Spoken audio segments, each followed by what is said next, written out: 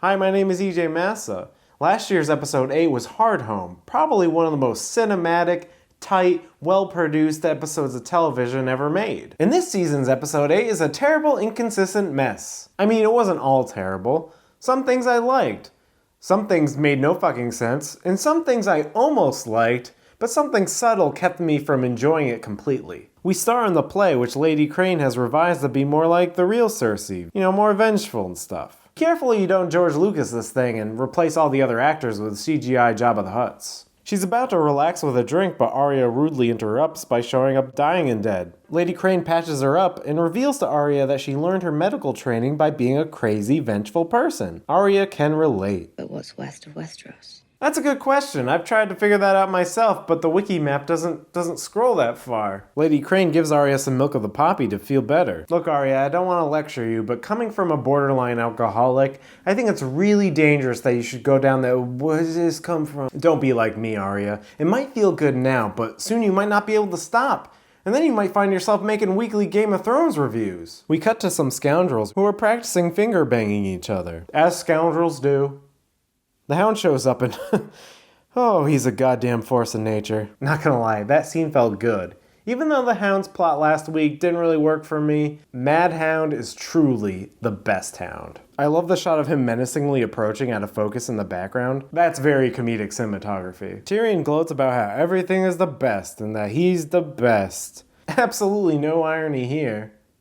Just later. Ferris wants to make sure Tyrion's plot sucks complete balls this episode and leaves Meereen for an unknown location. I'm gonna guess Dorne. We haven't seen Dorne in a while. Please don't go to Dorne. I mean, that kind of makes sense. I mean, everybody hates the Lannisters, so the Tyrells and Dorne and Dany could team up and fight him. Could be. I don't know. Dany did have that break in the wheel speech, so who knows. Cersei meets up with her monster squad, and they're confronted by the Faith Militant. Oh wait, hold on. She's gonna say the trailer line. Hold on. I choose violence. Yes! The Mountain gives us a satisfying sample of what he's capable of. It's funny how both the Mountain and the Hound gave us our first taste of blood this episode. Funny. What I like about this scene is that in the trailer, the line sounded a little more like cartoony and villainous, and I think they actually used a different take in the trailer. I choose violence. I choose violence. This one seems a little more whimpering and hesitant. I choose violence. But that actually makes sense in context because this is a crossing the Rubicon moment for Cersei. This is the first time that she uses violence against the Faith Militant. Her voice is quivering and she knows she's opening Pandora's box and that there's no turning back now. It's a great scene. Brienne and Pod come up on River Run. Looks like a siege, my lady. Brienne goes to meet with Jaime and Pod gets strangled by a clown. Pod gets strangled by Bronn. What can be said about this scene between Bronn and Pod? It's already funny in its own right. I don't need to force jokes on it. You think they're fucking? What? I will say I loved it. It injected some much needed humor and humanity in the series. Plus, I'm glad Bronn reminded me that Pod is the god's gift to women. Or should I say tripod? Brienne meets with Jaime and they do a recap of the convoluted politics and betrayals that lead them to the sides that they are currently on. Brienne's like, I got Sansa back, so I fulfilled my oath. Here's your sword back. I think you forgot about someone. Brienne says, I can get you the castle. I'll just talk to the Blackfish and we'll leave with the troops and you can have the castle. But that doesn't really make sense though, because the reason why you'd want the castle is because of the rebel troops within it. You don't want to let the rebel troops go out of the castle to form an even bigger army. The problem isn't the hornet's nest, it's the fucking hornets inside. The castle is meaningless, Jaime. This deal makes no sense, Jaime. And it's clearly against your best interests, Jaime. Yeah, it's cool. Go ahead. Damn it, Jaime. Brienne meets the Blackfish. How do I know you're not some asshole? Dear God, the letter formatting. It's just like her mother's. Cersei and Herman Munster make it just in time for the royal announcement. Tommen decrees that trial by combat is abolished in the kingdom and will be replaced by a trial of 7 septons. Get hype! Curse be the hype slayer. Oh, your days are numbered, Tommen. You just ruined everyone's favorite meme.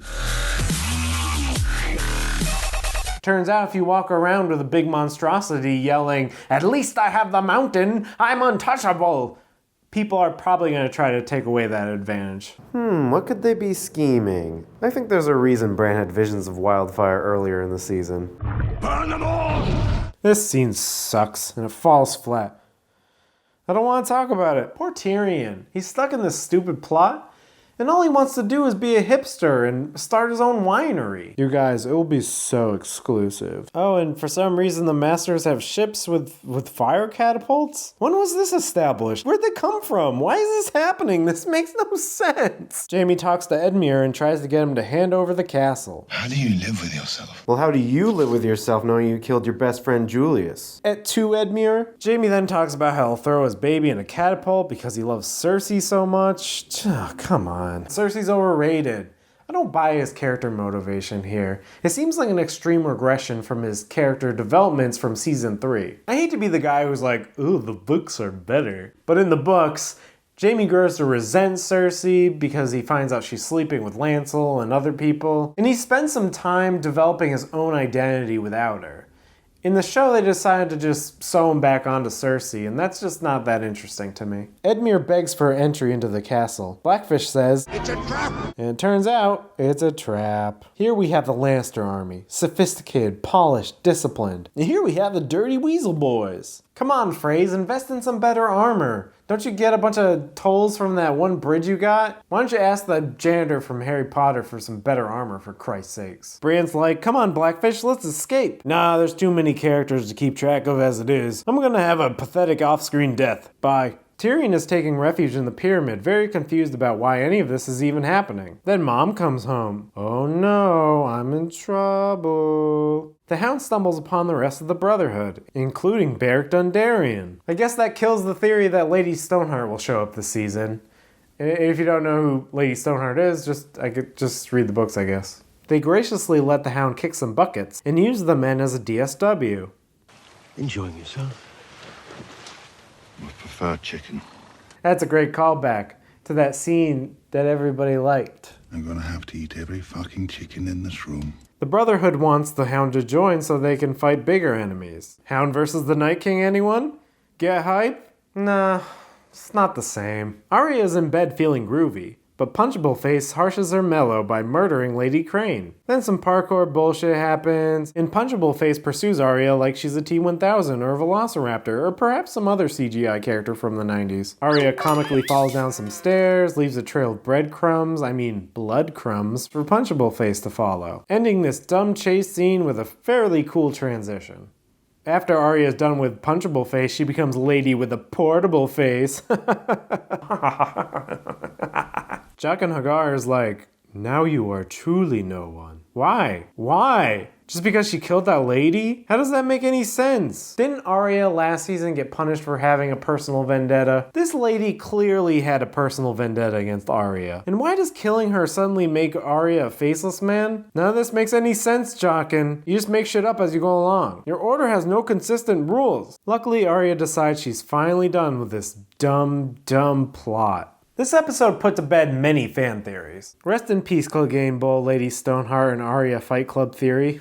Thank Christ. That's the theory that Arya and Punchable Face are the same person, which thankfully is too much for this show. Finally, Arya's Braavosi plotline is over. And I get it. They needed Arya to be a ninja badass and to fully embrace her starkness. I like where they ended up, but the journey there wasn't exactly compelling. I mean, if you told me a couple seasons ago that Arya was going to magical assassin camp, I'd be like, awesome! But it wasn't awesome.